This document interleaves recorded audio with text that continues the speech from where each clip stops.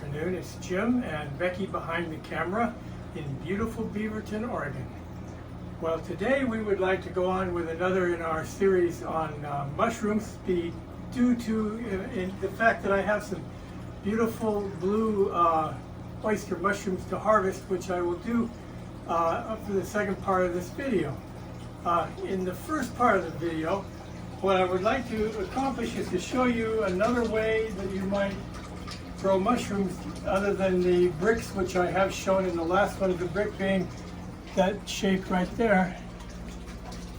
If you go back a couple of our videos on mushrooms, you'll see how to build those. So there is another way to do it, and that's to grow them in bottles. It's, actually, the bottle for mushrooms of roughly this size, they make them, the commercial ones, they're made out of plastic and they have a little different lid, but basically the same thing, roughly the same size. They grow more mushrooms in these bottles than any other way in the world because they automate it. They have factories that have millions of these bottles, and they have machines that open the lid, put things in, things back, and so on and so on. The whole thing is automated. It's the most crazy thing. You should look at it on YouTube and look at it sometime. So what I'm going to do, these are 1 quart ball jars. This is an airport lid, the same airport lids I use for other things. You can buy these, you can make your own, but I kind of like the store-bought ones. You can use them over and over again. I don't know how many times because I haven't run out yet. But anyhow, what I want to do is show you how to make this. You'll see what we've done here is we've taken the media mixture. Let's go back to a step that I have also shown you how to do. This is wood pellets, Traeger pellets, and wheat bran. And real briefly, I'll just tell you, you can go back and see how I make this, but the mix is 4 quarts of pellets, 4 liters of water, and 4 cups of wheat bran. Mix it all up, and it'll take a little while, and then mix it, and that's what you'll get. So anyhow, what we're going to do is we're going to fill this bottle with this, but in order to make it get inoculated faster, we want the grain spawn to go down inside, so we're going to make it with a hole inside, like that. Once you've made that, be careful with it. I can go in there like that. So we're going to take a bottle. I tried a bunch of different ways to do this, and I discovered that the best way, this is just 1-inch PVC, I'm going to put it down in there, is to get this and just put something down and use your hand. So if you just start kind of stuffing it in there, like this, you're going to want to pack it down a little bit, but not too much. Tighten it enough, but not too much. It's a classic. Anyhow, we're going to fill this in with this stuff. These, you have to keep in mind that this is about half or less than what I make even in my small bricks, so you can't expect huge flesh. But for a person like me, where there's only one of me eating this, 3 or 4 bottles of this all at the same time will be just dandy. So we start packing it around it a little bit more. This stuff actually has a really nice, pleasant odor and a pleasant feel to it. It's really not an unpleasant thing to do at all. Now we're going to pack it down in there a little bit. Remember, we're going to put up to a half a pint of grain spawn that has mushroom in it in here too. So we want some room, not just in the hole, but a little bit of room around there. So that's about what we want, just about like that. Now we just pull that out of there very carefully. And there's our hole.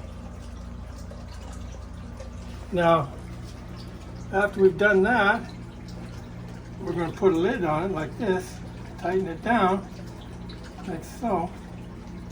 Then we're going to take a piece of tin foil, like so, and we're going to cover this. The reason we're doing that is because we want to cover this filter here. It's a 2-micron filter. So we're going to cover it like so.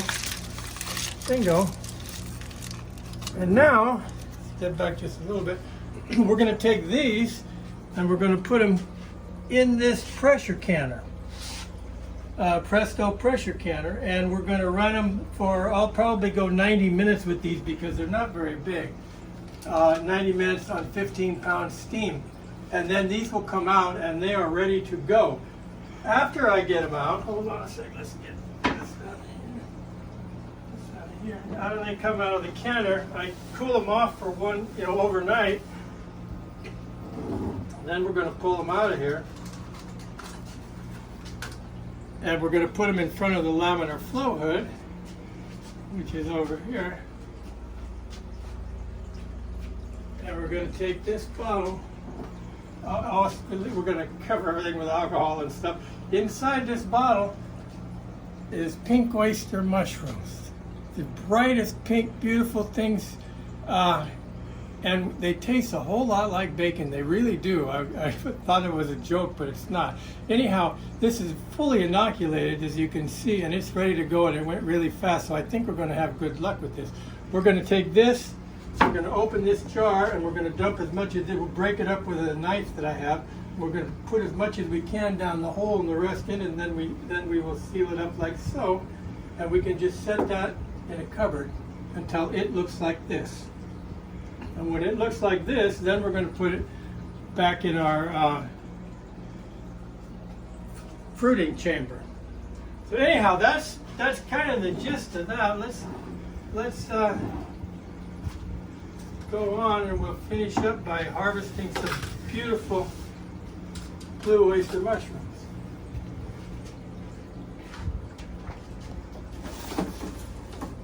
Some of these get all funny, which is why I decided to harvest them. They're falling all over on one side and the other. I'm going to pull the whole thing out of there. This one in particular is an oddball shape of mushroom. Anyhow, it's a beautiful thing, and I'm going to harvest it. This is a Pyrex bowl from way back when. Gorgeous thing. I'll hold these up like this. Is the way they weren't that way, but that's the way they look like they ought to be. I'm going to just pull this off with my hand.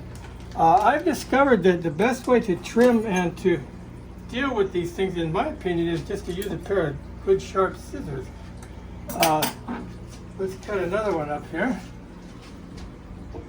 Mushrooms just grow where they want to grow. You can't tell them where to grow.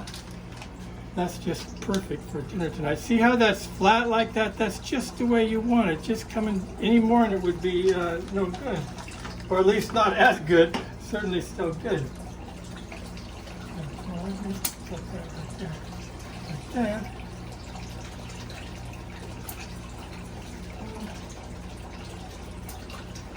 And this is actually more mushrooms than one person should eat, but I'm going to make an effort to do so. So anyhow, these by the way, these are blue mushrooms, and when they're little bitty, they're nice blue colored, but when they come out and you're ready to eat them, they turn into a nice gray color.